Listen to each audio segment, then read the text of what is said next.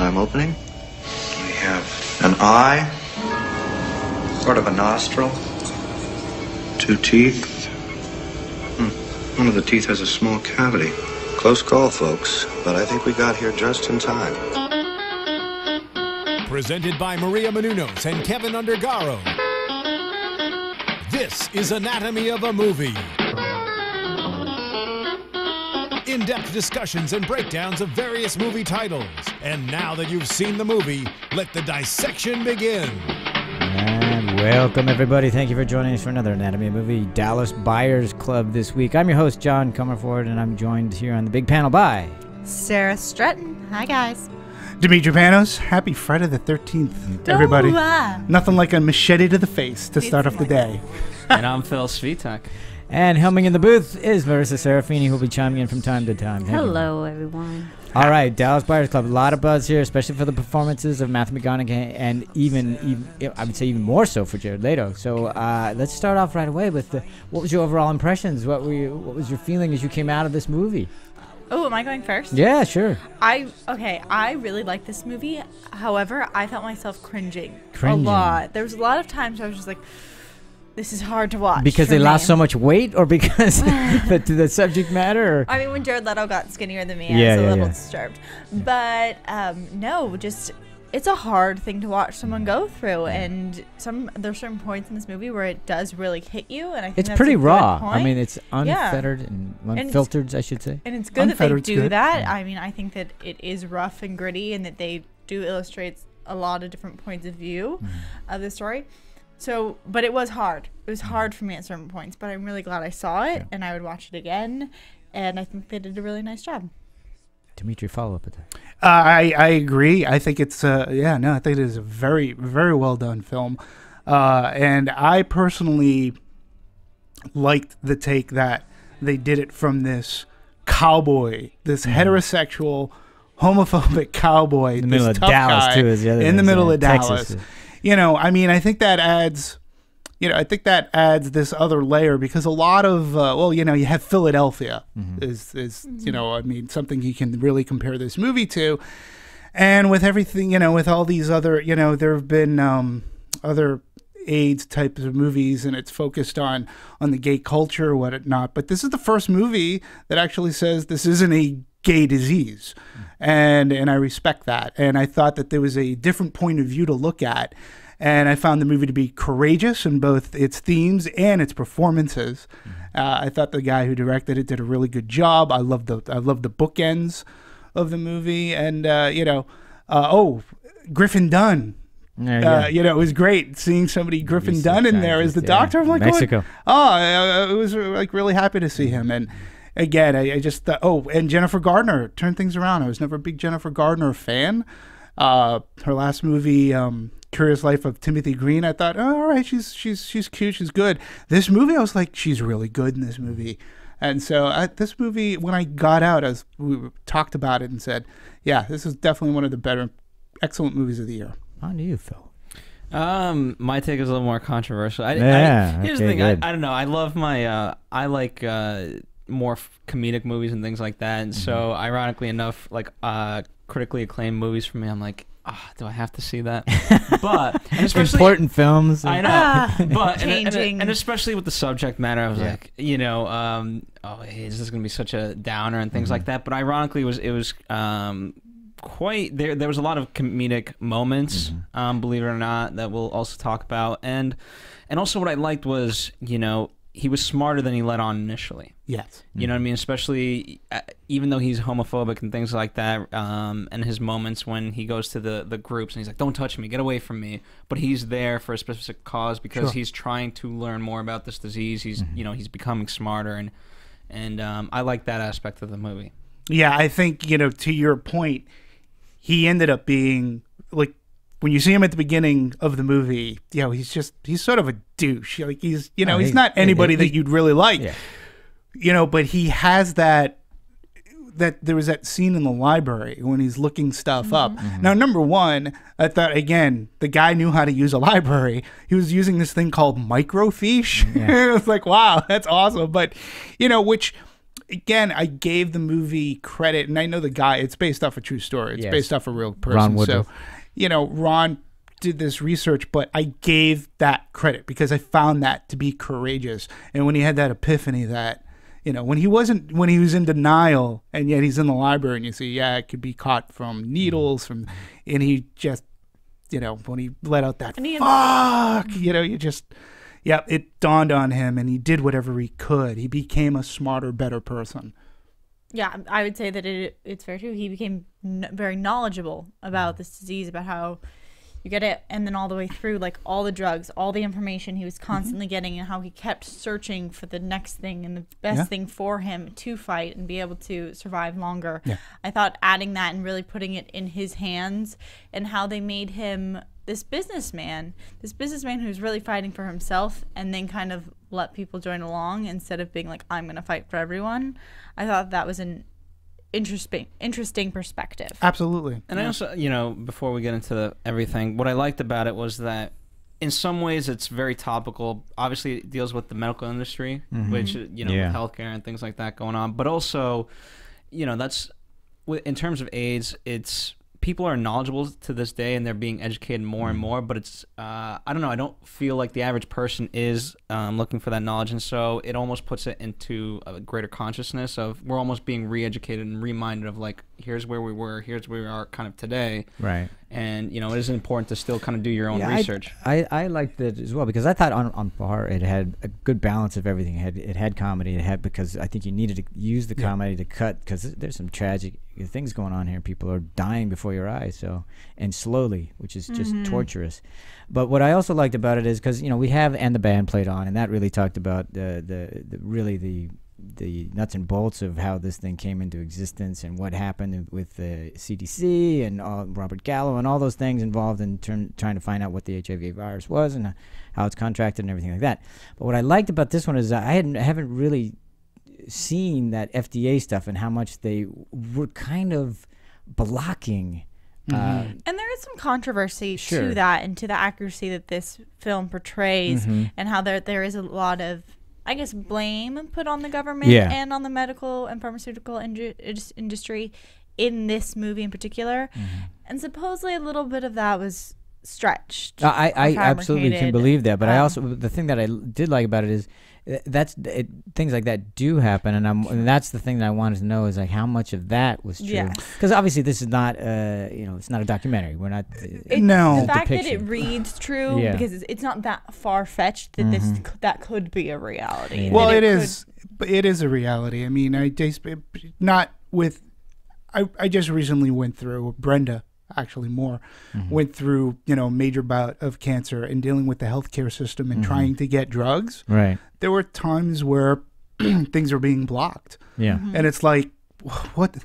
Like, where literally even a doctor would say, what the hell? And so there was stuff going on in this that I completely understood. And this has been situations that have been happening for years on down the line, and they continue. Healthcare is as relevant today as it was 20 years ago, 30 years ago. And by the way, as we discussed this, it's really not what the movie's about. It's part of it, but it's just it's just a thread that runs through it. Just as that's another thread, which is how difficult it was for people just to take homosexuality seriously and deal with them as human beings rather than derogatory terms or whatever. Right, but we'll take it up. We can take it that next step, because even the director himself, he is, in his interviews that he's been doing, he even said, like, he didn't want to necessarily present the FDA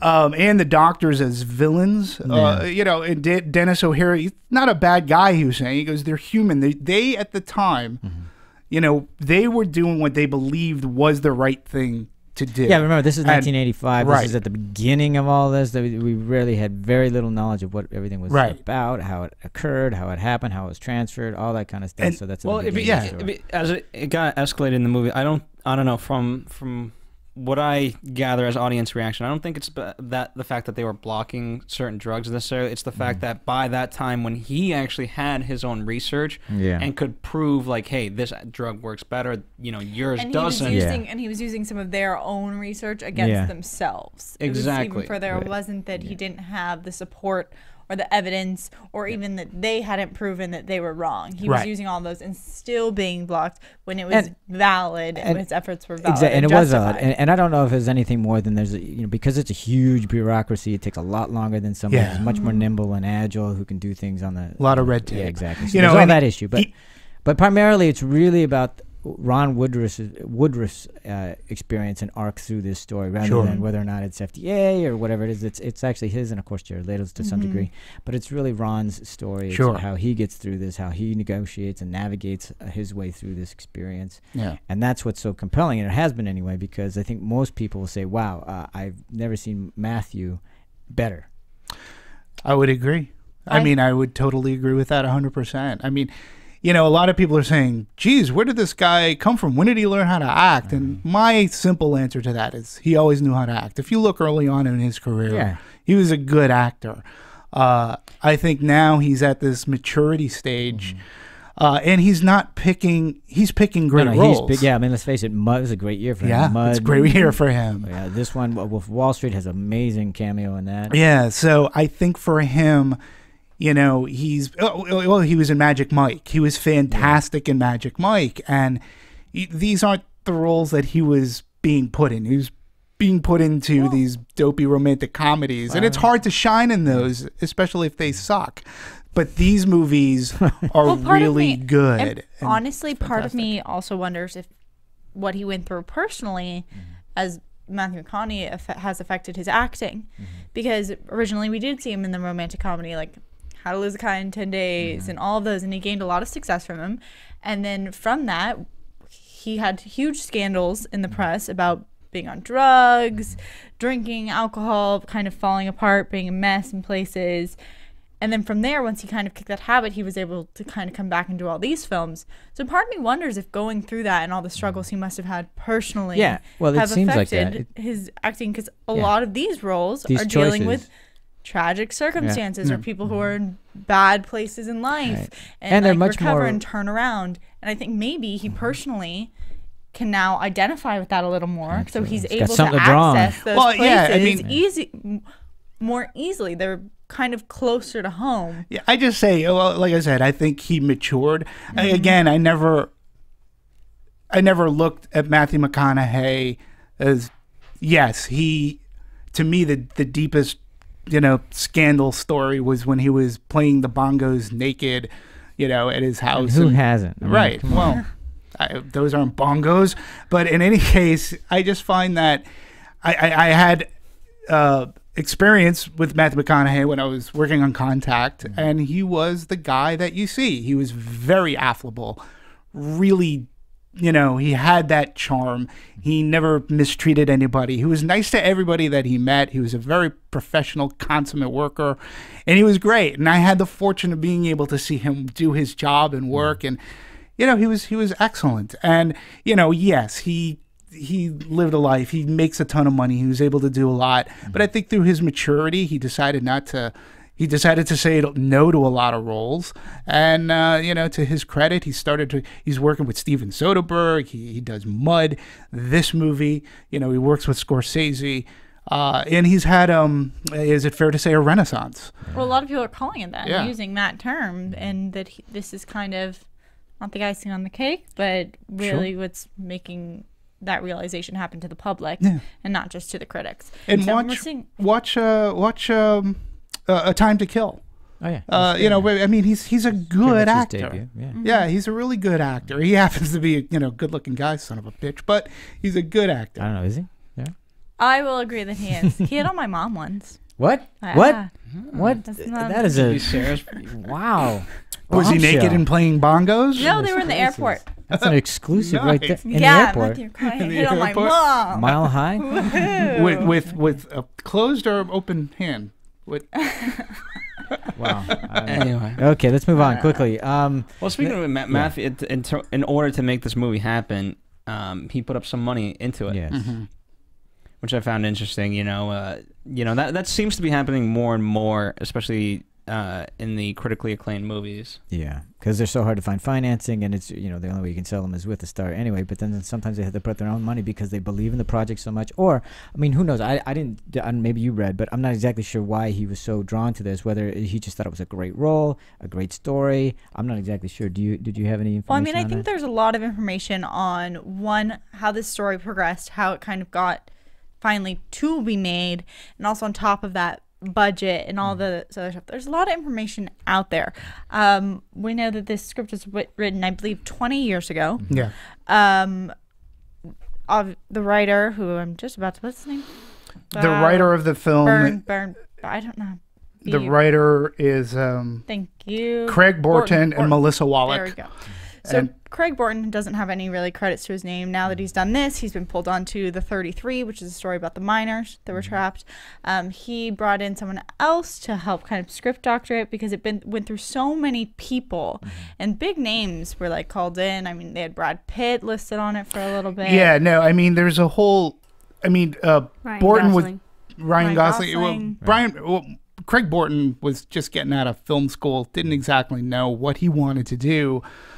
And this was literally his first screenplay, and it was one of those screenplays that around Hollywood it was being touted as the best screenplay that's never going to be made, and a lot of it was due to subject matter and getting it done. But when he had heard about this Ron Woodroof gentleman, he actually called him up and he said, "You know what? This is an interesting take on this because he is a cowboy, he's heterosexual."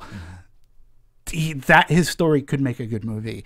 So he called him and he basically drove from LA to Dallas to interview him, which was it took about 3 days, and he crafted a screenplay, and the screenplay got all over Hollywood. Well, I also believe that Woodroof at first resisted, and then finally closer to the time that he actually ended up passing away, that was when he allowed him to come and be interviewed, and they have a bunch of recordings, and Matthew McConaughey was eventually allowed to get hands on his diary, which helped him with his role. And really, he described it as the diary just really being the character's monologue. And him having that as an actor, it being so much easier to tap into and understand, and why he fell in love with the project so much was because he was interested in Ron and his story. Yeah, and Melissa Wallach, she had no Hollywood experience whatsoever. She comes out of Minnesota, where her and her sister, they had like a large paperwork. They handled paperwork for large companies, and they decided to open an office in LA, and she just got bit by the writing bug.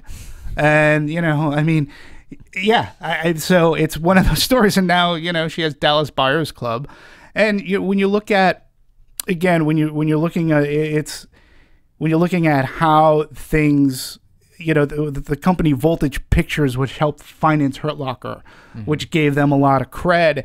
They were going through so many people. Woody Harrelson and Dennis Hopper were attached to this. They wanted to make this movie, and Columbia Pictures was ready to buy it and go forward, but they didn't. Nothing ever happened. And with Brad Pitt, it was Brad Pitt and Mark Forrester who were going to make it, and they were good for doing it. That never happened, but they later went on to do World War Z together.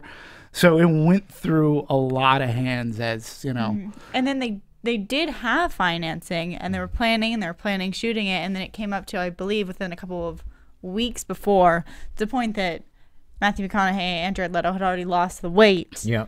And then the money dropped out. And that's when McConaughey had to kind of step up and put some of his money in it, because otherwise they wouldn't have given it made. Exactly. I mean, there was one of them quoted like, either you're giving us money or we're putting him on a feeding tube.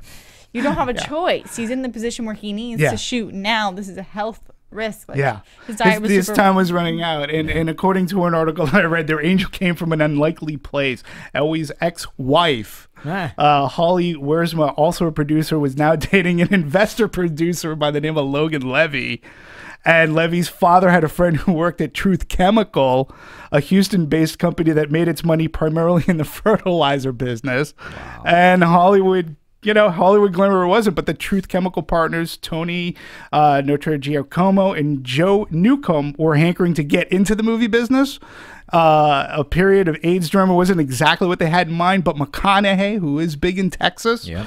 They liked his swagger. It had buzz, and there you go. They ended up making this movie for, I think, about $3.5 million to $5.5 million.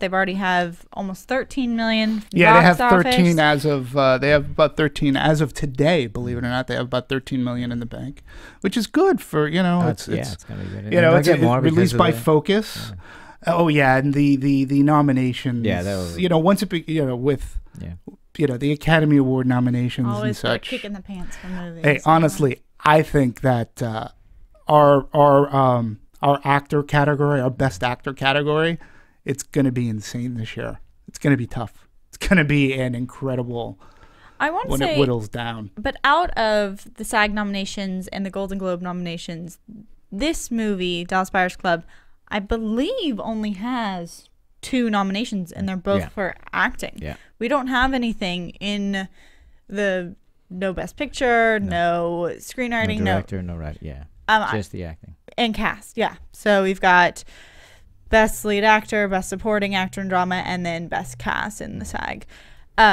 which I find interesting. And people always nag about how award season's very political, and part of me wonders if these writers are so new to this world, and if this movie's getting such acclaim and people are liking it and the acting is good, that's also because there's fantastic writing. And I'm surprised that you can be nominated in so many categories and not have another nomination in more of the background. Well, look what happened with Argo last year. Best Picture. Yeah. They didn't want to give him Best Director. He wasn't even nominated. Yeah. Yeah, and it probably was political. Yeah, well, we can talk about the Hollywood Foreign Press, but with the Academy Awards, I would be a little surprised if, since they're allowed to nominate up to 10 Best Pictures, that this wouldn't be one of those 10. I would be a little surprised if that didn't happen. McConaughey, I think, is a shoo-in to get nominated.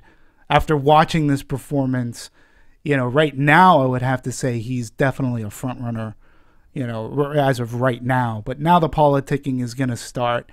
All the studios are getting all this free press and publicity, and they're feeding off of the Golden Globes currently. So they'll use that going into nomination.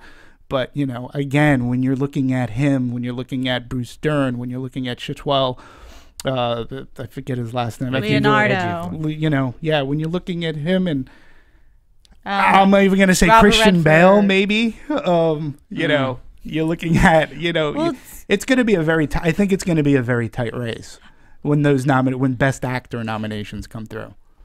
Well, I have a lot of theories on this one. Oh, We'll have to make a poll or something. Well, when we do our Oscars podcast, we'll talk about all those theories. Unless you want to talk about specifics. No. I think that there's going to be a lot of eyes, especially on lead actor this season. Well, let's ask this question because you brought it up, sir. Was all right. It wasn't nominated or hasn't been acknowledged for its writing. I mean, what do you think that would be? I mean, because we're talking about this movie right now, and do you think it warrants it, or is it because it's only because of the performances that it elevates the movie? And I think a lot of that character was brought through the dialogue, through how it was written. I think that the comedy and the drama and all of that comes from the writing of this movie, and I think that it does need a little more credit. And I think that people are sometimes very willing to say, oh, this person's new, they did a good job, but really these people have been around in the business for this long and have all these credits, and they should get the credit, because obviously without them this movie wouldn't have done what it does. Yeah, and then sometimes the new one, but because sometimes it works in the reverse. Sometimes the new ones, like Juno, first time writer, and then of course Matt and Ben for Good Will Hunting. So sometimes it works to your advantage. But I think you're right. I think because they're so unknown, I think that has. But I think in terms of and the thing is, when you bring up Good Will Hunting, which is a great movie and did get huge acclaim for these being like the new guys on the block, new friends, but they were in it. You visually saw them. Like there's not a face connected to these people because they're so new, and they've done this great thing and really have to create a movie and have it be nominated and have all this press and it going all to the actors and not to the... With the writing, what I like about it is, again, we start off, you don't really like him right off the bat. Right. And, you know, I think it's he's different. a prick. I mean, let's He put is. it out there. They start him out. He's And he just has one. And what he I- uses it. That's how the movie opens. Very true. And it starts off about being money for him. And I think, you know, you can ask anybody, and there's different points, milestones in the movie of when they actually start to like him. For me, it was when I saw him in the library. You could argue that when, you know, they wrote faggot on his outside of his house, that could be another point. Or I thought if you weren't at that point converted, then certainly when Rayon died, remember, because it was all about money and this isn't charity, get out of here. And at that point, it was like, no, this is for people are dying. Or even in the market. The market. Yeah, I was gonna gonna say, say that's that's the a first great time he market, actually stands up for them. There is one thing that we haven't brought up regarding the writing.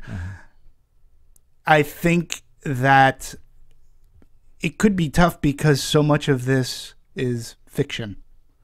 Like if Ron Woodroof is the only true real character, how much of this is actually true. And if you're looking at it from a writing standpoint, but if the Rayon character doesn't exist, if a lot of these people are out, I understand your point. But because I think it's coming off as if it's a true story, right? And some of the controversy is, well, it's not entirely a true story. But wouldn't that make the writing that much better? Because he created this wonderful character to help tell the story out of nothing. Two wonderful characters. Exactly. Dr. I get it, but if you're copying as being a true story. But and it ends up not being a true story. I'm not with your argument, but I'll just take issue with anybody that goes to a movie that says it's based on a true story or is inspired by true events. Why would anybody think that's an accurate depiction? It's a dramatized event. I give American Hustle a lot of because they open up American Hustle. Some of these events actually happen. Yeah, and I think that's the case with this, where I don't, some of these events happen, but a lot of them don't. When this happens, and I feel like, I don't know, maybe it's because I go to movies and I want to see a good story. That's the point. I want to get a message. And if they have to alter people or stories to get it all in one film, because they said Rand's a compilation of a bunch of people and a bunch of people's stories. But they don't sell the movie that way. All those characters. No, I understand. All I'm saying is, like, if you're looking to nominate, okay, then is it based off of something? I'm just saying, I'm playing that devil's advocate. Like, if you're looking to nominate and they're basically saying, hey, this is based off a true story, yet you can point to characters that just didn't exist.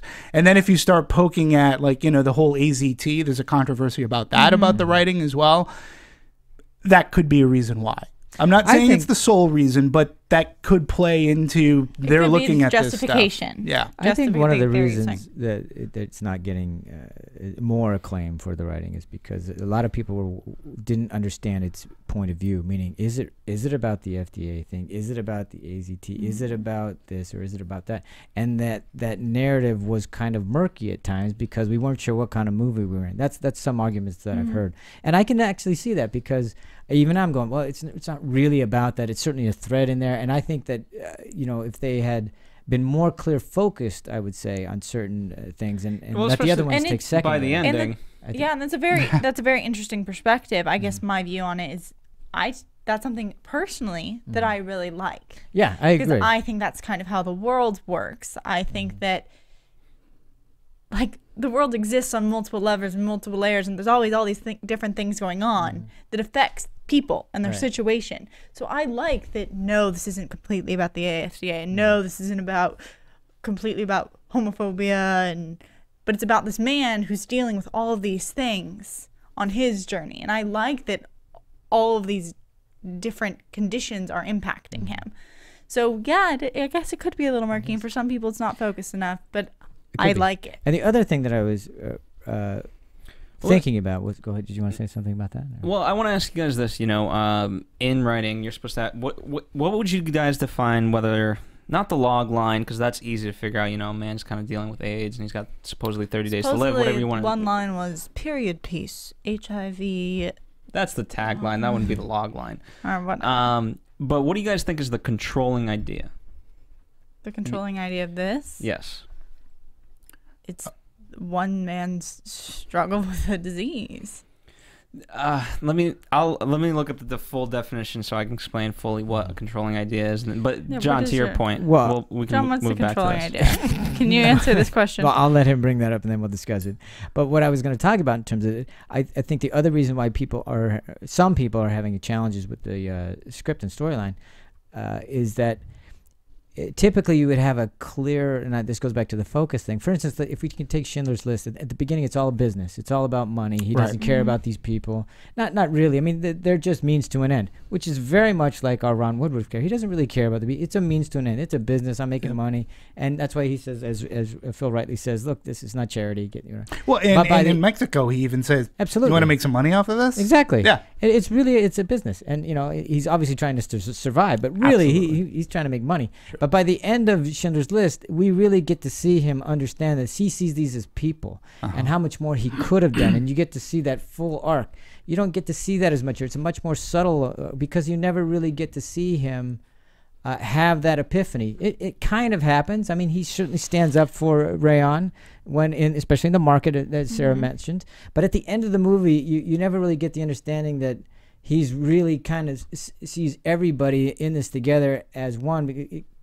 It just doesn't happen as clearly as you might see it in more traditional movies. You know what, though? It's still kind of about him. I mean, you get the bookend that Demetri mentioned about the bull riding. Exactly. And that's he doesn't go from the selfish to the unselfish. He still has that kind of thing. I sort of kind of disagree. Traditionally, that's why traditionally you would normally see somebody have a bigger arc and have a more universal understanding. I disagree because I think his arc... Are you going to tell me that Schindler's List didn't have that arc?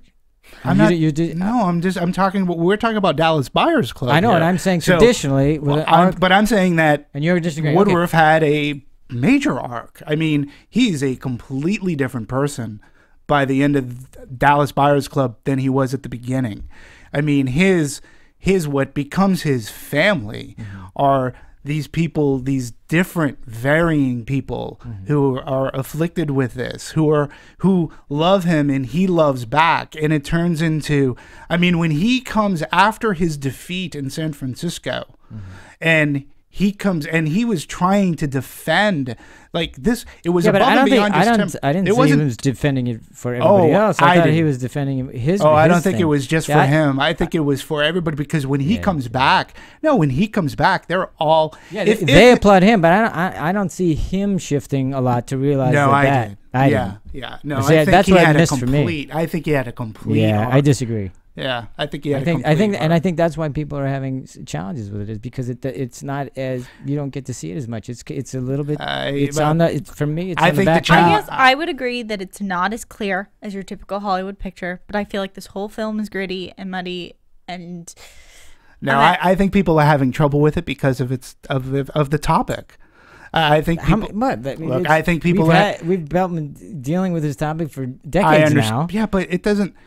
I think people are having trouble with it because of the topic. I think it's a tough topic to make a movie. Anybody's having a problem with that. I'm just saying. Go ahead. I have to say something. The story takes place in the 1980s. Yes, AIDS was just a beginning subject. People are still learning about it. But you have to think, this takes place in Dallas, Texas. Texas state is known for being a mostly conservative state, and more so Dallas is dominated by more conservatives. So even at that time when AIDS was just a growing thing and then still being conservative in that area, I think that's another hard thing that people are grasping onto.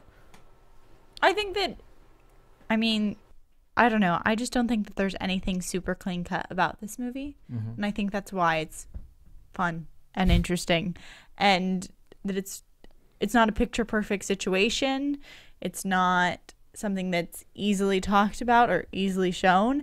And so I think that, you know what, maybe it's just to get people talking. And obviously there's disagreements and people think it's too muddy or too non-traditional, but I think that I can't picture it another way. Unless, I don't know. Well, I don't know. And let's talk about that because part of the reason why it is, I think, more raw is because of the budget. Because it's not sanitized and it's not overproduced. I mean, it's pretty much well, it is very shoot raw. it, and I mean, I was at the DGA at the screening, and I was there with and they had a Q&A with the director, and they shot and he says it was a $5 million budget, and they shot with all practical lighting. Yep. He didn't even have an electrician. There was no electrical glue. He just turned to a cinematographer and said, "Here's a scene." And this cinematographer said, "Okay, let's, okay, is it bright enough? Good. Which is great. That's Yeah. it. Turn up the ISO. So, and until I saw the whole movie, before I even learned that, I didn't even notice it a whit until they said that, and I went, "Oh my God!" I was so involved in the movie, and that and I think it added to the movie because it felt more. You felt like it was just happening in front of you, rather than sitting back and watching something that is a movie produced by a studio. You didn't need it. You didn't need like harsh lighting on faces. Yeah, Like, as long as you could see the people and and things, and they used the camera work itself was good. The camera work. Listen, I thought the There's only cinematographer 2 shots that I was like, "What?" The camera's like, "What?" Yeah, focus the damn It thing. was wasn't it a handheld? It was Mostly, handheld. but I there was mean, only 2 shots that I thought were out. We talked honestly, later. I think though, into the direct, you might have more insight because I don't know how much he delved into it, but he just it really gave a sense of reality. And when you looked, especially when he had close-ups of the people's faces, there was a certain kind of shadowing and things and a pallor, so to speak. And again, I didn't until I researched the movie after watching it. I was like, holy cow, that's I had no idea. Yeah. I said, and wow, using just natural light was fantastic. And the cinematography, to me, my favorite scene in the entire movie. And again, it was great. It was when he was praying. He was praying, and there was like red candlelight, and you're thinking he's in a church, and it's like, wow, okay, wow, he's in a church and he's praying, give me strength, I need to get through this and whatever. And when the camera pulls back, you find out, well, he was in a sort of kind of church, but he was in a strip club. And to me, I had no idea. That was a great shot. The way that it pulls back, it was a nice bait and switch, so to speak. And again, if you're using natural lighting, man, in that scene, because it looked like he was in it was supposed to look like a church. That was their whole thing, and it worked. And I was like, to me, that was one of the more powerful scenes in the movie. To see him praying that way. To that point, I mean, a lot of the story is told visually, right? Yeah. And so it obviously had to work. And as he's praying, it's ironic enough that his prayer gets quote unquote answered because there's the guy from the hospital that he remembers, and it's like, okay, let's make this deal. Yeah, I'm gonna get the AZT. Yeah, I agree. I also want to point out just the fact that as you were talking about that scene, it reminded me, like, in this film, I felt like there were just so many good scenes. Like when I watch a movie, there's normally a couple like stick out scenes where I'm like, okay, these are my favorites. These 3 happened. I was really moved or energized or whatever by these moments. And there were so many interesting moments in this. From the bullfighting to, like, the market was a really big one for me, to a lot of Jared Leto's scenes. He was a big scene stealer. To random things like the butterflies in Mexico. Yeah, there was just a lot of very interesting moments that I felt were very fascinating. Just fascinating scene after scene after scene. Because I gotta say, I saw the butterflies and I went, what the hell? Why? It was very random. Exactly, it was like so random. I was like, what is that? I'll give you that one was a little Well, random. I mean, transformation, is that what's supposed to be? But don't forget the caterpillars. Caterpillars for the medicine. Yeah, so, I know, but in terms of the metaphor, is the butterflies there for his transformation? That's what I'm wondering. That one I can't answer for you. I know that the bull riding was a metaphor. They've talked about that. Yes. Well, I just took it as like that awesome scene in Avatar when he's on the branch and the little lifelines come on to what's this? But no, I mean, the butterfly scene was a beautiful scene. But again, I think most impactful, again, for me, was that scene in the strip club. Because if you're writing a script, you say, like, when you're writing a scene, you say the location, you say the setting. Would you start off with strip club, or do you say setting church? Blah, blah, blah. But then when the camera pulls back, you realize it's not a church; it's an actual strip club. Just kidding. Strip club. And I don't know. To me, the way that it was filmed, it hooked me because I thought he was in a church, and he is in a church in a sense. And to your point, you know, his prayers get answered. I think the scenes with, you know, Matthew McConaughey, you know, that scene where they tell him that he has AIDS, I thought was a great scene, you know, too. And I don't know. I'm going into the story arc again. I'm sorry. I said the scene where he gets a new girlfriend. Yeah. Well, I like the opening shot is pretty dark, but you know what's going on, and yeah, I don't know. You know what? For me, it goes back to the fact that they shot with natural lighting. Well, because it accomplishes so many things that I think every filmmaker wishes they had. Right? They can move at the speed of thought. Yeah. So instead of having to reset up and things like that, of like, okay, we got to move these lights because we got to, you know, you can shoot however you want, and it keeps the, because in film, when you're not shooting, you're losing money. Now, part of the thing is you also want to shoot fast. I mean, it took them 25 days to make this. Yeah. And so, you know what? You can be in that consistency emotionally rather than like, okay, now we got, you know, 3-hour break because I got to reset up and things like that. And it was interesting, as you said, because one of the things the director was saying is on the day of the shoot, they would just, okay, what are we doing? This is the scene, go ahead. And they would just say, go. And sometimes they would just shoot without even planning anything. They would just shoot, and they would just move so that they would get the light right as it was happening. And sometimes that's it. They would that would be the scene was done. And if it didn't work for whatever reason, lighting wise or blocking wise or whatever, they just go, okay, let's do it again, and they just try it from a different angle, or they'd work it out. But I find, like you said, the speed of thought. It's just like, okay, here's where we are. This is our location. This is what we have to shoot with. Lights. There's the window. All right, that's it. Okay, block it. Go. Yeah. And that's it. Sounds fun. And exactly, as an actor, so I mean, fun. right? When you have a ball, I have a great time. Yeah. Like Jared Leto, I don't think supposedly never broke character. Yeah, they say he that. went that's what I heard. Speaking of the market, he went to the market as that, you know, when the cameras weren't on, and he got a lot of looks. Yeah. Well, let me ask, you know, because I'm sorry to go back to this, but when you talk about an arc, at the very beginning of this movie, we talked about how he was pretty much a prick. Yeah. He's an ass. He's a homophobe and whatnot. I mean, at the end of the movie, did you still look at him as still being homophobic? Did you see him not being a different man than he was at the very beginning of the movie? I'm not suggesting that he doesn't have an arc. I'm just saying it's not clear. It's not as clear as it would be in a traditional film, and I'm not. That's all I'm saying. A traditional film would be like, okay, we have to get. It would be a clear goal, like there'd be a much more good. Hey, let's get the arc. It's not focused. You know, the Ark of the Covenant, whatever it is. No, I understand what an arc is, but an arc would include that the man changed. Right. He did transform with the butterflies. But I think there are plenty of people that made the argument, and I could actually make the argument that he sees them more as a human, but I don't think he's not. Do you think he's a homophobe still? I'm not going to say that he's homophobic like he is in the beginning, but I don't think he fully. I still, you know, how do I say this?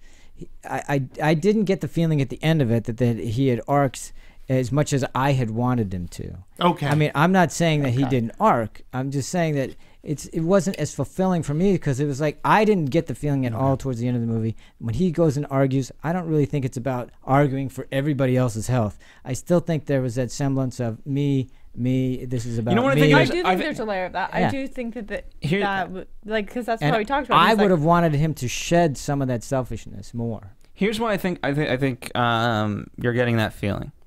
They and I don't know if this was in the original script or if they used this as a technique in filmmaking, but right initially, like you have 30 days to live, and it became day 1, day 2, and such and such. And then as soon as day 30 hit and he was still alive, you know, they kind of used it less and less. Yeah, they dropped it. But it was always, you know, at that point I was like, wait, is this movie only going to happen over the course of 30 days? Like, you know, how is this going to work out? Is he going to die? Is the prophecy, quote unquote, going to be fulfilled? And then, you know, and by the end, when it eventually becomes, you know, day 2557, right? Then it was like, okay, he proved everybody wrong. And so at that point, the last thing we're left with is a big FU from him to the world, or the doctors at least. Right. And so that's why I think it muddies it up. Definitely could be. Good argument. Sure. I can't argue with that. That shut all of you up. So. I mean, but I'm just a staunch supporter that, to me, I saw a clear arc in this character's journey when he got to the end. And even when he, yeah, I mean, at the end, I think he became a more compassionate person, but he started. He started off as a jerk, and he was very self-centered. Where it ended, though. You know what I mean, and that's part of the thing. So it's cyclical. So it's a lot of the question does arise: how much did he change? So I see both your points. Okay, it does get the book in. Are you talking specifically about it? Starts where it ended, being that it's focused on him. No, it's talking the bull rank, or we're what talking about the bulls. Yeah, talking about the bulls. But the bulls, it's a totally different situation. Yeah. In the first one, he's in the corner having sex. In the second one, he's getting on the bull. Yeah. That's a totally different world. I wanted to know if he stayed on the 8 seconds. Yeah, he gets on the bull, but I mean, again, it's about him. It's really for me. Well, but the movie is about him. I understand that, but and again, I'm just gonna just say you normally would take, and again, this is normal. You would take somebody who is selfish like that and have them evolve into something unselfish, and really bring a gay person to the bull ride and have them ride the bull. No, it wouldn't have to be that. That would be a make little them trite. be the rodeo clown. But and it's to me that missed on that moment, because for me it was still all about him, and I didn't. Gotcha. I wanted him to be less of a selfish person. How about this? Is a great question for audiences. Yeah. Comment below. Yeah, let us know what you guys are thinking. Team Dimitri, Team John. Let us know what you guys think. This is how we should phrase this question. Did Matthew McConaughey's character arc sufficiently enough? No, I think. Did you think because it's a continuum? It did. I mean, he did. I'm not debating that. You reopened up the argument. No, it's not an argument, because I think this is a very important part. I'm acknowledging that he does, and because that's why they made the movie and it works and everything. I'm just saying, but it left me flat. It's like, and you know what? Like, and it's like, when you put it that way, I was like, okay, I understand where you're coming. Like you said, for you, and that's I think what makes talking about any movie like this is what makes it fun. This is what makes it fantastic. And yes, comment. What do you think? Do you think that there was an arc? I want to talk about Jared's character. Sure. Because everyone's talking about his character? Yeah, I mean, he's a fantastic character. The acting's phenomenal. But more or less, from a writing perspective, he's just a device. Yep. Mm-hmm. Nothing more. True. Yeah. And I found that interesting, again, with his death, because he certainly never changed. But anyway, well, you know what? I'm going to say something. No, I almost think, okay, the scene where Jared's character goes and visits his father to ask for money, I think that was, you could argue that is in essence a bit of change for that character, because obviously you get the sense that this family, the father especially, this father and son relationship has fallen apart because of his lifestyle choice, and for him to go to his father's dad, inability to accept it. Sure, well, no, I think the choice. Well, I think it's for the father. It's the gay thing. For him, it's that it comes with partying and drugs and all that. I don't think if he was just gay, I think there could possibly resolve more. Okay, I think that what this comes down to is the focus on this is on Ron, and for me, Jared's character completely was a device. But there are glimpses of his life as well. They're just not our focus. Like that scene where he goes to his father. Also, how in the beginning he's trying to find his meds, and he's kind of very like happy-go-lucky about it, trying to take a positive view, and then you do kind of see him fall where he's being chastised for being high all the time or being messed up all the time, and he's not eating right even. He's getting more and more down and more depressed about this disease, and it's taking over it really changes him mentally. No, he doesn't have a big character arc on perspective and relationships and all this stuff, but he does have moments that show that he's going through his own story. Sure. Where, I mean, he has different levels to me, and maybe that was just the good acting and not on the writing's part, but I thought that there was glimpses of a whole life there. Yeah, but to your point, I mean, I agree 100%. That character is a tool. A tool. I get what you're saying. You get what I'm saying. I mean, he was a device. It's just another way of saying device. By definition, everybody that isn't the lead is merely a device to get him the arc, or her, depending on that character. So, the performance we know. Okay, speaking of his, you know, we talked a lot about Matthew and why he would have wanted this. I think, you know, in doing research about Jared, he is doing a lot for the gay and lesbian community, and so I think that's what attracted him to the role. I have read nothing on this, but I'm fascinated by it because, you know, he's been away. He's been doing fine. 5 His band's years. doing great. I mean, Well, he quit the business to focus on the band. Yeah. And, you know, in an interview, he said, you know what, if it takes every 5 years to make a movie, so be it. He goes, he liked the concept of the movie. He liked what it, you know, he liked the premise, and he thought that it would be a very great challenge, and he had time to do it, and he jumped on board. And I said, you know, and you know, fine, good for him. I mean, to be able to listen, what a charmed life. To be able to go off, quit the business, go focus on a band, which he's highly successful, and then to be able to say, okay, I want to pick a role. In this movie, by the way. Yeah, Just and he. Thank you. Yeah, and if he's able to come back, and then he picks a movie which is getting acclaim, it's getting attention. Hey, kudos for him. I mean, you know, good job. I mean, I have to say kudos to him too. He's a very creative artist and makes good choices. I'm not so sure though that this is specifically because it was a cause he relates to or like believes in, because he has been very active in the lesbian gay community, social media, events, all sorts of things. But personally, I think that a big part of this was time and the availability for him to do it right now, because he's mentioned other roles that he was offered that he really wanted, but he had already made commitments to music and he just couldn't give up those commitments. And I think it was more of an opportunity and a convenient time plus a project he believed in. I don't think, from what I've read, it wasn't like I'm cold-handedly quitting the business because I hate it. It was just like, oh, I'm doing this now and it's keeping me busy, so I can't do these other things because I'm busy for the moment. Like, yeah, but that's 5 years of busy. I mean, if you wanted to get back into acting. But he's been still in the film thing. Like, he's been directing his music videos. He's been doing all those stuff. He's not, like, completely disconnected from film or from the artistic elements of it. He's just been focusing on music.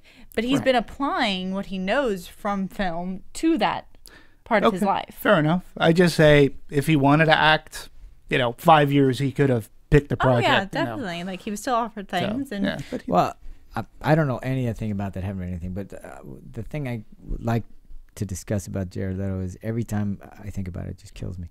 I knew he was in the film because you know, I'd seen the credits and. Yeah. Did you know he's 41? Because I'm just really floored by the fact that he's 41. But then, did he hit on your dad? As I'm watching the film, it wasn't until they shoot the scene where he's walking down the street and. Ron Woodroof, Matthew McConaughey is driving up and trying to get him to stop and get back in the car. I'm sitting there, I'm watching it, and I turned to the person I was watching it with, and I said, I don't know who that guy is, but he's good. And then it's like, oh my God, that's... I totally got lost in the performance that I completely disregarded who it was. And it's not like I don't know who Jared Leto is. I do, but I just completely didn't recognize him. No. No. I thought Jennifer Garner was Hilary Swank, who was originally supposed to be. Okay, there you go. That's a different type of thing. That's a great thing. We haven't even touched upon this. Category. Let's talk about Jennifer Garner, because you know a lot of people think, and I agree with this assessment, is that she did a fine job, of course, but I don't think this is where another thing where I think there's a breakdown in maybe the writing, or I don't know, maybe there was other stuff that didn't make it into the end of the film. I don't think they gave her enough to do. I think they could have done a heck of a lot more with that character, and she kind of was relegated to a sympathetic role, and that was about it. And especially from the perspective of, here's your romantic lead, right? Mm-hmm. But she's unattainable for the fact of, like, at this time, like, okay, you have AIDS. Mm-hmm. We can't do that. Yeah. You know what I mean? Which is why they could have really done something with that, because then they could have had a real good relationship that isn't based on sex, and they could have really done that. Well, but they could have done that, and they could have given her the action, because they gave her the belief that what she was part of this business is wrong. But what I do like, the other side of that I do like, is that he's the one doing action. He's been put in this position where he has to, and she's thinking these ideas and thinking this is wrong, but she's not really going after getting people good treatments or doing the right thing, whatever that may be. And I kind of like that, you know, there's that difference you get those two, not people with kind of like a similar perspective, but going about it differently. No, that part of it I thought was wonderful. But you see this guy, he starts out, he obviously is having sex with a lot of women, and he's trying to, and that's pretty much how he sees them, is that's the reason why they're there. And then he meets women where he's not going to do that with, and then he could had to really understand what a real relationship with a woman is, and they didn't even explore that. True. And I thought, well, that was a completely missed opportunity. Do we know if that Jennifer Gardner character was a real character, or was she just okay? I mean, there you go. I mean, once you start, to me that, and again, but I don't understand what difference would to that me make, it's a very because it's a very slippery slope. If you're going to start interjecting, if you're going to make a movie, if you're going to make a movie about a real person, and then you start interjection fictitious people who never were part of this person's life, and you're in a movie, to me that's a slippery slope. Like, what are you going to do with that character? He never had that relationship. It doesn't matter. It doesn't matter. CW does it all the time. It doesn't matter. But this is okay. It's a movie. But so you're relegating this to CW? That's why I'm saying. There's certain CW shows that are fantastic that do that. Yeah, okay, I'm just saying when you are positioning yourself to be a real movie, and you're putting a real, like, this isn't I'm not saying that, like, with Sleepy Hollow, you're putting people in touch with, George Washington and things like that. That we can tell. But there is nothing in this movie that says, hey, you know what? This movie is a fiction. Or, this is only partially true. It doesn't matter. They do it all the time. I just say, dramatized real-life events, have fictionalized characters. If you're changing the names to the characters, that's one thing. But if this character didn't exist, then why would you build a relationship with something that never happened at all? And because you're telling a story about somebody's arc, and that fictionalized then why even have Rayon? It's a made up character. It's helping him moving along his arc again, and that's where the slippery slope. For me, it's a slippery slope when you start doing that. Because and it brings on more controversy, because as far as writing goes, then you go, well, how do we know you're not making up all this stuff about the FDA? How do we know you're not making up? If you want us to take you seriously and you're using a real person and it's dealing with a very serious topic that, it is still relevant today, because Bono just last week was talking about how close they are to coming and finding all they need is they're close to getting rid of this virus. And so it's still in the news. And if you're portraying yourself, because Ron Woodroof was a real person, and you start fictionalizing everybody that's around him in this movie, how do you take credence in that? To me, then it takes away. And answer the question: how do you take credence in Rayon? But this is the thing. You're starting to chip away this movie, and I'm starting to maybe not like the movie as much as I did. I don't know why you would even care. But this is my question. It's a fictionalized account. This is my question, though. But he's not a fictional character. He lived through this. But these characters aren't, like, out of the blue. They're not adding some random person that never affected his life. These are people who are representative of people he did live with. I understand, but then I'm saying you can't have him have a relationship then, and then pretend that relationship I believe in real life. Yes, you can, because the only reason why you would care is if you knew. If you didn't know, you know what? Let's talk about another movie that we talked about earlier in the year, and Captain Phillips. Right. I mean, they didn't they didn't fictionalize. They didn't put Captain Phillips around a fake crew. Okay, but to your point, a lot of the crew say that's not how it happened. No, and they did it. I understand, but they were real people. So what? But they fictionalized the accounts, and you're okay with that. I'm just saying, like, you're talking about an arc of a character that didn't exist, and I'm like, well, then you're drawing. Wait a minute, how do you know it didn't exist? Because she didn't exist. I just asked you. Did that character? I was talking about the Dr. Eve. Dr. Eve Sachs. I was talking about the character of Ron Woodroof. Right. He exists. He exists. No, and that's what I said. But Dr. Eve Sachs does not exist. I'm not talking about her. But we are. We were talking about. You were talking about her relationship with him. Right. And how much of a relationship? I don't know how to fix this argument. I don't know. I'm just saying. I'm really trying. I'm just saying it's a slippery slope. I'm trying to go back in my head. I'm like, ridiculous. That's okay. Rush. We talked about Rush at some point. They dramatized that. Who knows? Now where can we talk about? Otherwise you're doing a documentary. I like music. That's not what they do. But when you start making characters up, no music. That's there was no music. That's all I'm saying. When you start making characters up to move your based on a true story, it's one thing to fudge like a certain event to make it so that it fits within the parameters, and we talked about that in Captain Phillips, and we all agreed that we didn't have a problem with that. But when you're starting to make up characters that never existed, and you're saying that your story is about this real guy, well, how do I know? I know that Ron Woodroof is a real guy. Who cares? What difference does it make? If it makes a good story, it's not a documentary. If it makes a good story, it makes a good story. I don't care if you fake all the characters around him or not.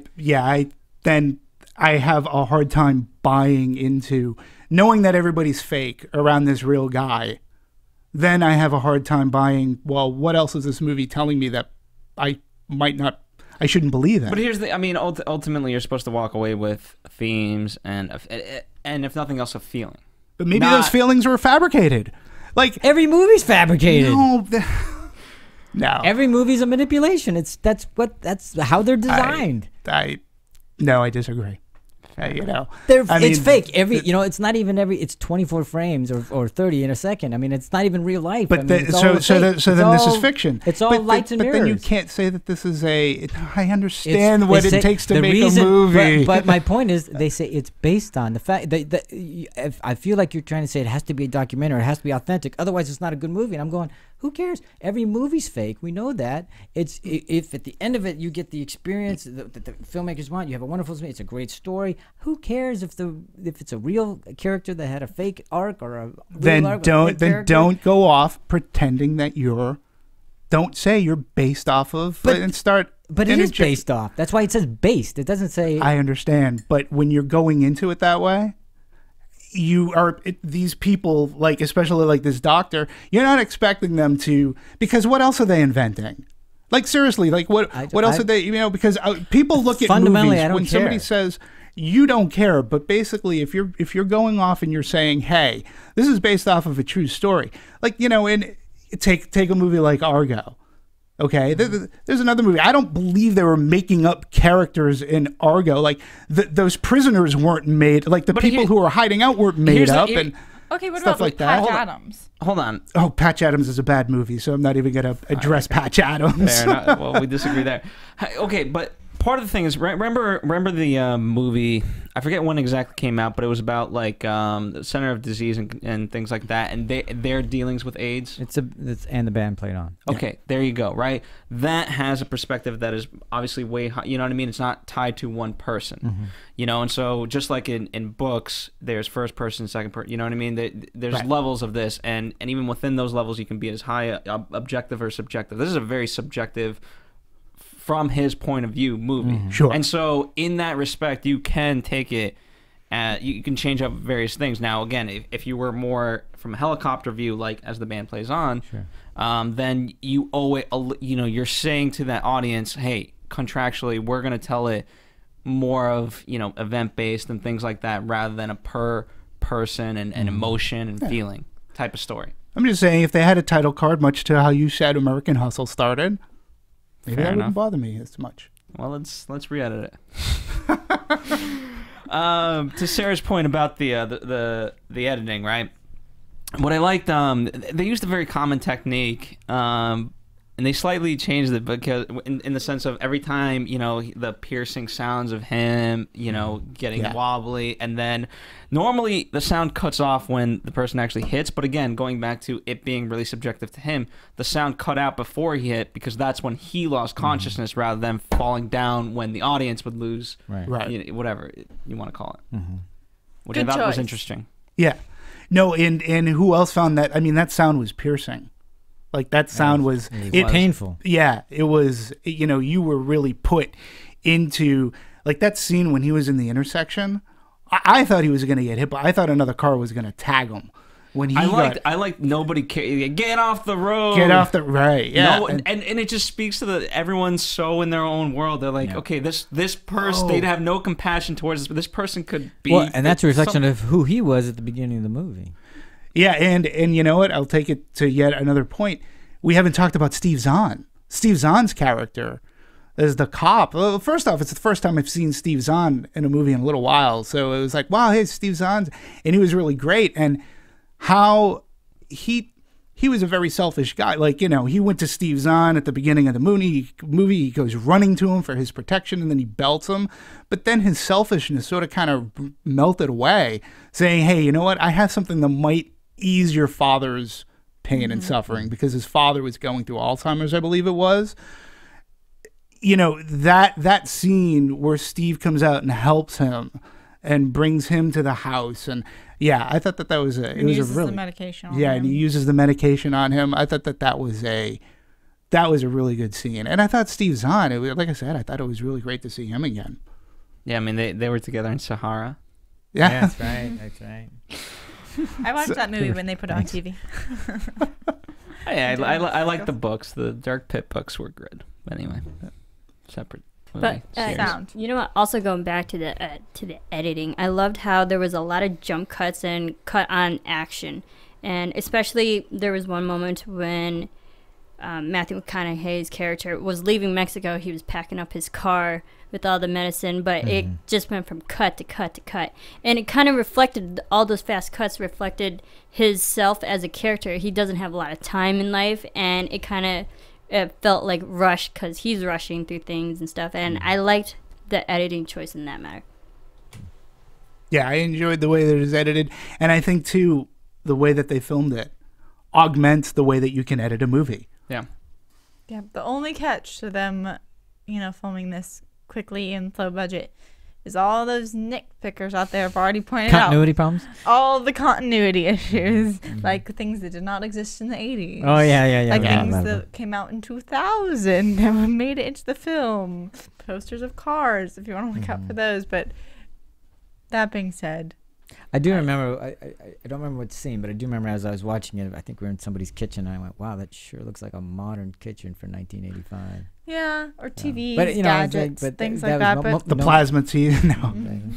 So. But, you know, you have to kind of just be like, okay, they made it quick. But by the way, and they have Still a very good low movie. budget, so they don't have So not a lot of good. art team on this. Go ahead. to the editing, I think again, we mentioned at the top of the podcast that there were very great comedic moments, and I what I liked is that they knew when to hit him, right? Yeah. For example, one of my favorite moments is, you didn't even really need this scene, but he's jerking off, and it's girl, guy.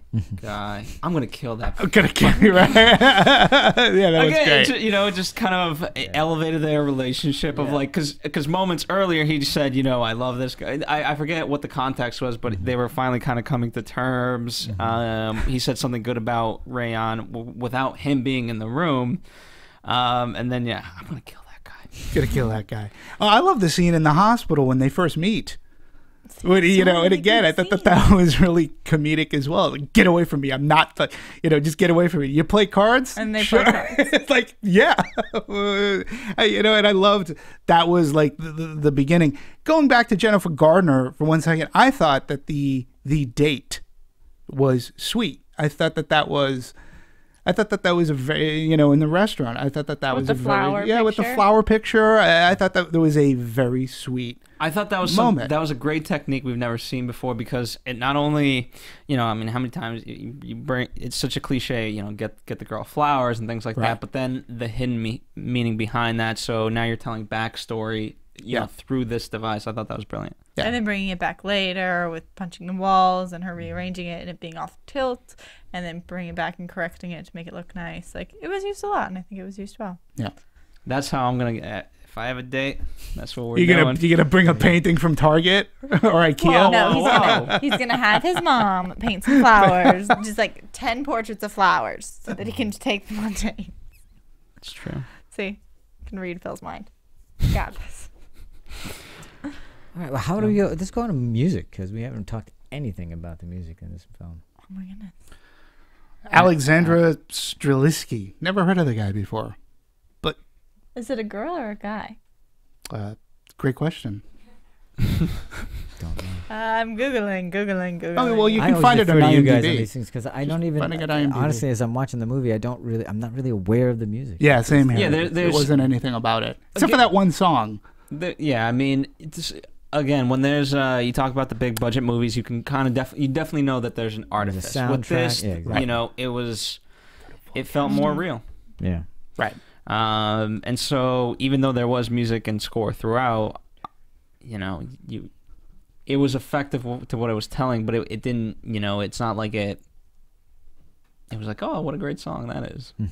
Yeah, exactly. Yeah. For example, never took you out of the movie. Yeah, exactly. For example, the biggest counter to that I can think of is in 500 Days of Summer, when all of a sudden, you know, he has sex with a girl, and it's Hall & Oates of like, and they just go into a musical number right in the middle of the movie, but it can warrant that. You know what I mean? Sure. So, again, kind of movie. In this one, there was one song that seemed to be repeated during various scenes, like when he walked into the bar.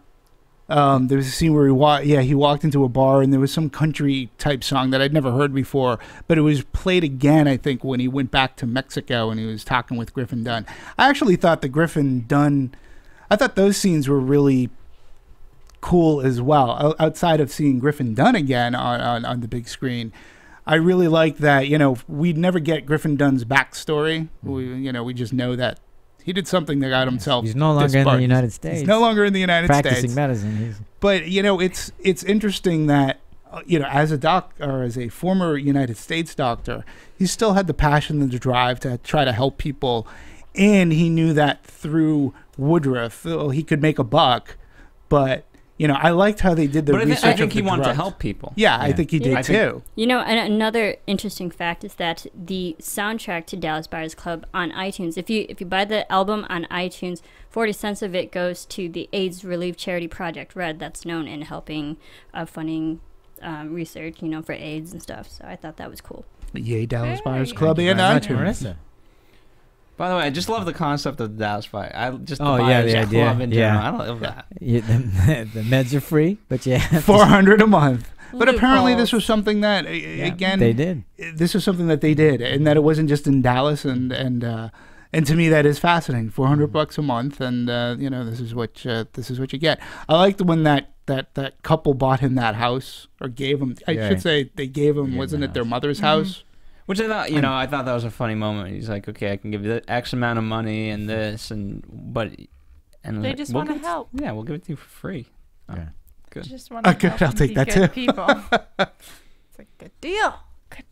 Yeah. But again, he's not used to people like that. He's used to, everybody working the angles and trying to get a buck out of something. Yeah. Exactly. Yeah, and plus let's face it, the people that he was hanging around with at the beginning, you know, they aren't people that you would look up to. So, and I think that's why that makes that grocery store scene like really good. You know, it's a strong scene. And again, I think that, and again, just, I sorry to bring it up again, but as an arc, that character at the beginning of the movie would have never done that. He would have been with his friends. Absolutely. And he would have been get out of here, and, you know, don't look at me, whatever. If he had not changed, if he had not gotten sick and he was grocery shopping with his friend and he saw Joe, they would be making fun of him. And it's a really great, it's a good scene. Good scene. That was on your favorites? Yes. The grocery store scene? Yes, I really liked the grocery store scene, especially just making them shake hands and doing all of that. Yeah. And it didn't have to go into, you know, you expected him to get a full like punch in the face. You didn't expect the handshake or anything like that. And I thought it was done really well, especially because they did like put people in these different situations, like using the same bar over and over again, where his friends, where he confronts his friends, where he goes back and forth, the grocery store, the hospital, going back and revisiting with like a changed perspective. The little rink. Yeah, it's a great way to have parallel scenes. You can show arc and growth. And stuff like that. I was afraid because, again, without knowing much of Ron Woodroof and all, like, you know, usually sometimes in a scene like that in the grocery store, that yokel will come back with his friends to seek, you know, some semblance of weird justice, some type of retribution. And I was glad that didn't happen. I mean, Ron, you know, he knows how they operate and stuff like that, so I think he was well aware. Yeah. So, and that scene at the bar too, when his so-called friends were there, that was another very telling scene. And you know, he, you know, there was that scene, and then I think the next day when he went to drive into work. And they're all standing there. There were a lot and he doesn't even get out of the car. Yeah, he doesn't even get out of the car. Yeah. No, some constantly really good moments throughout this film. And I think that those helped that character. Like, he realized he was one of them. He was part of that. And to me, at the end, he's not that guy anymore. So. Okay, we've done well, kind of did music. Kinda Oh, did, she's yeah. a woman, Well, by it's- the way. What's that? Alexandra, who we looked up. Oh. Streliski. She was the composer. She got the composer credit. And really, she doesn't have too many credits on IMDb. She also did Les Pee-wee 3D. Okay. Looks like Good some for sort her. of hockey That was movie. great. All right. And 2 shorts. So, Well, Legacy Awards, job. did we cover like what we think, its legacy will we be pretty later much, on? I don't think. I think the only nods it's going to get are for acting, and I think I it's going to be agree. for the 2 we've already discussed. You don't think for Academy Award that you don't think it'll get squeezed in there? Well, maybe with the 10, but it wouldn't be the. I'm top going to have to, 5, so. make a list. Because, there's so many movies this year. And I'm I'm going to have to, actually write out my Yeah. big picture list in order to see which ones make it. Because, part of me wants to be yeah, I would be nominated for big picture. And then I think about everything that's out, everything that's still coming out. And I'm I don't know. I feel like I'm right around that 9 pictures in my head mark. It's not my opinion, but I don't think the Academy would say, yeah, this is a top 10, only because if it had, they love the upstarts, that kind of things, but Right. that do a little bit better though. If it had done better already, it might have gotten more of that. But I just don't think it has the momentum that it would need to in order for the Academy to say, yeah, let's give it a nod. Yeah, because I'm trying to, and again, it depends on how many they decide to go with this year. Yeah. And try to shoehorn in, and in my head, I'm trying to think, what is going to be, and I'm basing it off of 10. I mean, they could say it's It'll be 5 10. or it could be 8 this year or something. Yeah. But if it's 10, I mean, listen, we were talking about You movies. could probably think of 10 right now that I'm sure the Academy would say over Dallas Buyers Club. But also, I'm not saying I agree that's with that. what I I'm just think that's wondering. what the Academy would I mean, do. here's they could shoehorn it in only to take votes away from something else, Well, which does you know what I mean? That Okay. does happen. How Yeah. political can we get? No, What it's is the that's a good actual point. motivation of this? So it could happen. Yeah, no, it's going to be a very interesting Academy Award nomination process and season. Like I said, I still think that the best actor category is going to be crazy. I think it's going to be a very tight, and unfortunately, I think it's going to come down to politicking and campaigning. I think Often Jared probably won't win, but I think Matthew McConaughey will. I think he's the front runner right now. Really? Really. Ooh, interesting. Your Because thoughts? think Matthew what they will? put their bodies through. I mean, Yeah, I I know, don't think but- we officially I announced know, it. but you're. I know the Academy loves that.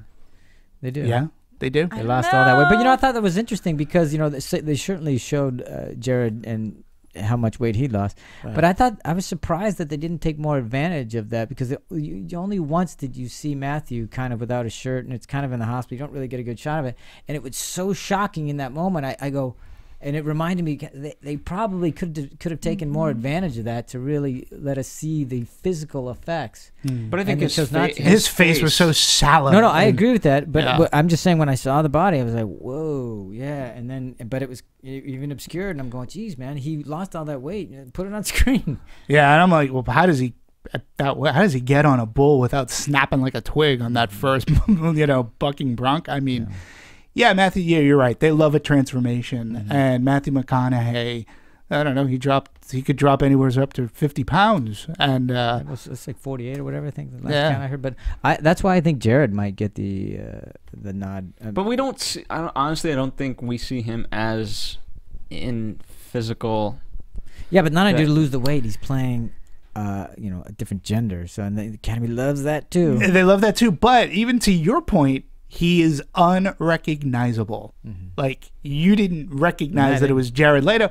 They love that when an actor can immerse Really immerse him, it, him or her Lose self themselves, into that yeah. role. They love that. So I think he's definitely going to get nominated. I'll be very curious because going up against Michael Fassbender in 12 years. I mean, it could be tough. It's gonna be tough. I don't know. What? I'm just thinking. I just feel like I'm so stuck on whether or not Matthew McConaughey is going to win and how political it's going to get. And I mean, I've heard a lot of people say that just based on his life, we're going to see Robert Redford get it. Yeah. And I'm up right now because I was like, maybe I'm misthinking because he's won 2 Oscars, one for directing and one for Lifetime Achievement. Yeah. He's never won. One for actor. Paul Which Newman. Well, we can go on for this. I mean, we should have an Academy show. I mean, Wait, because wait. we talked about Bruce Dern, and Bruce. Yeah. They- It's the time of year. We got it. Yeah, and Bruce Dern is another guy who I'm pretty sure is going to get nominated, and they also love going to the older gentlemen who But then it's and like, stuff, are you so- pitting kind of Bruce Dern against Robert Redford? Yes, he would. And then it's Absolutely. like, for that vote, who does it go to? I don't know. It's interesting. Yeah. We'll have to talk about it Yeah. closer to the nominations. Well, what do we have left to discuss about Dallas Buyers Club? Any last thoughts about it from anybody? I think. I mean, I'm sure there's more that. But we'll talk in the comments. All right. Well, add it to the comment. Sarah? anything I'll to say add? to the comments, I think that what I'd really like them to win, just because I do feel happy for what Leto and McConaughey's efforts, is I think it would be really cool if they won SAG cast. I think it'd be fun. It is a pretty tight knit cast. Like, there's not a ton of people in this movie, so I think it would be really cool if they won. I think, unfortunately, American Hustle's going to take that. Yeah. Come probably. on. I'm just They saying. have better costumes. Just saying. Yeah, I still don't understand You know what you His have dress against was American just as Hustle. low. Listen, when I walked out of Dallas, again, you're going into a movie sort of kind of knowing what you're going to get. It's a tough movie. You're going into a movie that's dealing with a rough subject. For me, that's always hard going into. It's almost like you got to prep yourself for it. And when the end came and walking out of the theater, I felt like I had seen something that was really good. I thought that I saw a performance that was very courageous, and I thought it was a performance of a career for McConaughey. I thought it was fantastic. And I just walked away feeling, wow, I just saw a really good movie. And for me, it wasn't as difficult to watch. Like, I was really, maybe because I was expecting to get beat up when I was watching it. But when I realized that the theme is about him being courageous and fighting this and taking this fight, to healthcare and what he was doing with this Dallas Buyers Club. And, to me, I walked away more positive about, certain things than I expected to. And I wasn't really, if he had died at the end, like if that would have really sort of kind of depressed me more. But I liked how they handled that as well. I liked how the last shot was him on the bull, and that's a metaphor, the beast being AIDS, and him, and that was the final freeze frame shot. I like that. It was good. I really also like that metaphor. Just the fact that you're getting on this ride, and no matter what, there's pretty much 100% that you're falling off. It's just how long you last. Yeah. And how they carried that through, and how they really took that to heart, and its connection to Texas and all of that. I did not leave with an uplifting feeling when I left this movie. I did leave thinking it was very good. I'm really glad I saw it. I left with much more, I guess, heavy. Well, uplifting, I wasn't coming out skipping. I was that's just, totally what I imagined. I just imagined it was just like, I came out yeah, feeling like, this is a good this was a movie. good Let's go get movie some ice about, cream. I thought it was a good movie about courage. And I really thought, and that to me is what I took. He took a stance, and I really enjoyed the perspective that the movie gave. Gotcha. So there. And John, I still love you. Oh. Was it This ever- was was a it ever good. pushed? Well, I'm just saying. I don't want. This was probably our most heated, but that's what this is all about. So that's There you all. go. All we disagreed was about. You're not drawing me in. We both agreed he had an arc. We just disagreed how follow much. Dimitri at Anatomy of a Movie. Anatomy of a Movie, folks. Yeah. Sarah, she goes, this is the way. Nobody has social media here, but Anatomy of a Movie does. Movie Anatomy on Twitter, Facebook.com/Anatomy of a Movie. Check out anatomyofamovie.com for more of your favorite movie dissections. We just did Nebraska. We've got a whole slew of movies coming up, including American Hustle, including The Hobbit, and Wolf of Wall Street, I guess. Wolf we'll of be Wall doing. Saving Mr. Banks. I'm so Saving Mr. excited Banks. for that one. Yeah, you said Saving Spanks. That's what it sounded like. Saving Spanks. I was like, what? We're gonna do that one too. Saving know We're Spanks. going out of business? What? Anyway, Oh, the guys, music's out. We gotta get out of here. Never we'll going out see of you business. for the next We'll one. see you, folks. See you later.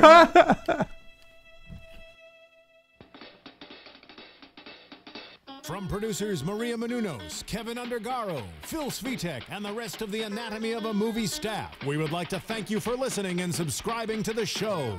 If you have any questions or comments, feel free to email or tweet us. I'm Sir Richard Wentworth, and this has been Anatomy of a Movie. Thanks for watching Anatomy of a Movie on YouTube. For more on your favorite movies, subscribe to our channel here, and be sure to let us know what you think in our comment section below here. Bye.